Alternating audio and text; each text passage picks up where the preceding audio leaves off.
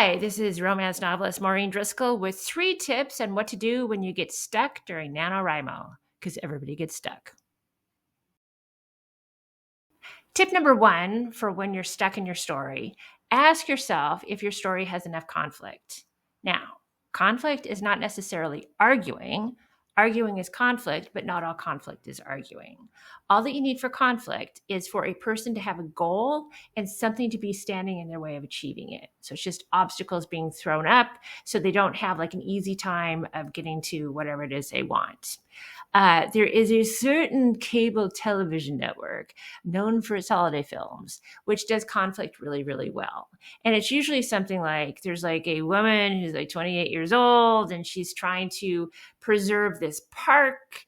And then you've got like this guy who's like in his early 30s, probably super hot, comes to town, and he is with a real estate developer. And of course, they want to cut down all the trees and build these really ugly condos. And so, of course, that is that's conflict between the two of them. They want two different things, and they fight, and then they sort of come to common ground, and then they fall in love, and then they don't build the condos, and then they kiss chastely at the end of the movie. That works really well.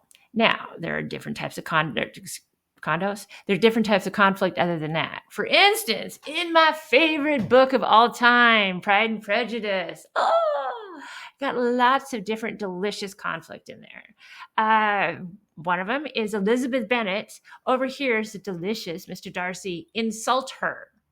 And she's like, what? She gets, justifiably annoyed. Now, this is very, very different from the conflict I cannot stand, which is when someone misunderstands something or they don't quite hear everything. Any conflict which can be resolved by a well-placed question is not conflict. And you're going to figure that out really quickly because there's just nowhere to go. I mean, people can tell it's made up. You're not going to get any mileage out of that. Whereas in this case, yeah, Mr. Darcy did insult her. He didn't think he was going to be overheard, but he did say the words. So even if she were to say, asshole, did you just insult me? And he'd be like, well, yes, because he's at that point, he doesn't care what she thinks. So this starts her off like, well, I'm not going to like this guy. Everyone else is wild about him because he's rich, but she's like, I don't care. And he is not really used to people standing up to him and, bossing him around or just not, falling for his Mr. Darcy-ness. So that sort of gets conflict with him as well. Plus, Mr. Darcy has a lot of internal conflict because Mr. Darcy, delicious hero that he is also a snob. Despite the fact that he does not have a title, he thinks he is better than Elizabeth Bennet when he isn't. He really isn't. So when he proposes to her for the first time, despite his better judgment, and it's this big insulting thing about well, you're not good enough for me, but I have no choice but to offer you my, marriage. Side note, if you are thinking of proposing, do not use that speech. Don't do it. Get your inspiration elsewhere because it was not well done of him. But that was inner conflict for him. And that is something he actually gets over by the end because when he proposes to her for real later, he actually does it pretty well. Although, again, not even that. It just use your own words. Don't use those either. But that's, we see the resolution of that and we see, he got over himself. That's great. So those are the types of conflict which do work well. We believe these people and we care about them. Now, if you need a little bit of help in this category, I would take your main characters and ask them, what does this person really want? What do they say they want? What are the stakes? What would stand in their way? And if you do that with all your main characters, you're probably going to come up with some things which will be like, oh, okay, I can, do this. Ways that you can, make the plot a little bit more intricate and, get your story moving again. So that's it. That's tip number 1, more conflict. Tip number 2, when you're stuck, look at your story structure and make sure it's sound. Now, if you are a pantser, someone who writes by the seat of their pants, you're probably going to be like, oh, you're going to try to tell me to outline, aren't you? No, not completely. I have written both ways. I used to be a pantser. I'm not a plotter completely. I do a rough outline before I start writing, but I'm not somebody who puts everything on the page. I just recently threw out the seventh draft of a novel, which was at 59,000 words, because the story just wasn't working. It just was not working. It had been sitting in my computer for 2 years, always at the back of my mind, like, okay, I got to go back to that thing. And I realized I needed to go back to square one, come up with a good story with good structure, and just start over. And it was going to be easier in the writing wise, not necessarily with my heart, but it's going to be easier to write just starting from scratch. So that was not pleasant. And I want to save you that problem.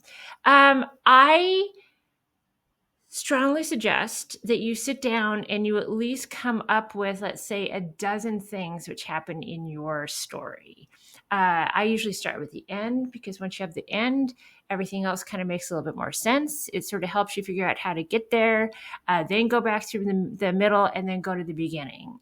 Whatever it is, just come up with, like, I know that scene's going to be there. I know that's going to be there. It doesn't have to be like a super detailed outline, but a roadmap will help you a great deal. And I think this is also particularly helpful if you're writing fantasy or some type of sci-fi. I have a Christmas book, which is a fantasy, and it takes place at the North Pole. And so part of it is I really need to describe the North Pole. And when you do things like this, which are very, very heavy on description, it can be very easy to lose the track of the plot, because you're spending so much time, or like you're doing a sci-fi thing and it's maybe different language, usage, and you have to explain all these things without really making it seem like exposition. And so you're so much, into describing what Mars looks like, that you kind of forget that people have to do things on Mars, and it's just not looking at Mars. It's sort of like there's a plot and there's a story that happens on Mars. And that's where we tend to get into trouble. So if you are spending all your time coming, up in your word count by describing things, what they look like, what they sound like, what they're eating, that can be problematic. And it can also be problematic because as you're doing that, and particularly if you do not have some type of a loose outline, it can be really easy to sort of lose your way. Like if you're starting, especially if you are someone who rewrites as you go, as you get there and you're rewriting the previous day's thing and then you start going, you might forget, particularly on like day 17 or day 21 of NaNoWriMo, what have you written before? What's going to happen after this? And so it becomes easier and easier to do these tangents, which aren't really propelling your story forward. It's like, oh yeah, I could write about that, or let me describe Mars one more time. And that is where you can get into trouble. And especially because after I get to the point where I'm doing my word count and I've done the acknowledgments and I've done the table of contents, and then I've done the copyright, infringement part, and the dedication, and I'm really looking for words on the page. That's really when I get in trouble, because then the story just dissolves. It just sort of goes off and there is no story. So if you can possibly, and ideally before you begin, but if you're watching this during NaNoWriMo, it's too late. Just sit down, even if it's like you can't write that day, you're just going to sit down and map out the rest of the story. You will thank yourself for that, because it will really help. Because structure, no matter how you get there, if you're a pantser or a plotter, structure is really, really important, because without structure, it's just words on a page. And that's not going to get you a workable book in the end. So, structure. Tip number 3 of how to get unstuck during NaNoWriMo is to give yourself a break. NaNoWriMo is fun. It is a wonderful way to reach out to other writers. You build a community. It's a fun thing for everybody to do together. You can learn things, and you can even write a book. But when it comes down to like, oh, I got to get this done, or maybe you've told some people that you were doing this who are not the most supportive people in the world, and they're like, oh, I guess you didn't get done with it, did you? There's a lot of pressure on there, and it's a lot of pressure in general to write every single day. I try to write every single day in my own life because for me, if I don't, it becomes too easy to not write again, which is how that one novel sat in my computer for 2 years. But it's hard to write that many words every single day. Like I will probably in a given month, I might write 28 days, but not necessarily. Like some days I'll write like a few thousand words, and some days it's a lot to get 500 out. So trust me when I say it is a lot of work in a month, which has like in the United States, it has like Thanksgiving, and you might be traveling, and you might have like, parents in town or whatever, like family obligations. It is a tough thing. So if you're getting to the point where it's causing you more stress than it's worth, stop writing. Just pick it up somewhere. I mean, December is also not the best time to write because, the holidays, but just set your story aside and then pick it up in January, whatever it is. Don't force yourself to do something or force yourself to finish just by like throwing words on the page. Because ideally, you do want to be able to do something with this story when you're done with it. And by done with it, I do not mean November 30th, because any first draft is going to need some revisions. And so it's going to take some while, like 50,000 words is a huge start on a book, but you have to finish the book and then you have to edit it, and it can take a while. So just, I would much rather have you end up with like 30,000 good words, like a story that makes sense and that you're happy with, rather than 50,000 words just, with, again, doing the dedication and the copyright stuff and whatever it is, describing Mars 15,000 times to get, your 50,000 words. So just relax and have fun, and remember that writing is supposed to be fun, even though I don't really enjoy it very much at all. But just, it's counterproductive to put so much pressure on yourself. So please, sit back, enjoy this process. Don't compare yourself to other people, because you don't know what's going on in their lives. Plus, you don't really know if they're being truthful either in their word count.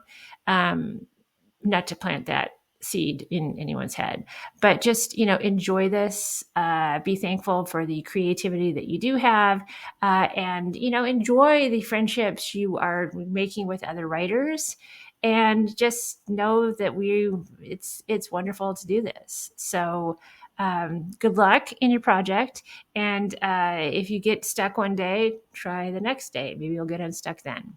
Anyway, I'm anxious. If you please let me know in the comments how NaNoWriMo is going for you, and I'll see you in December when it's all done.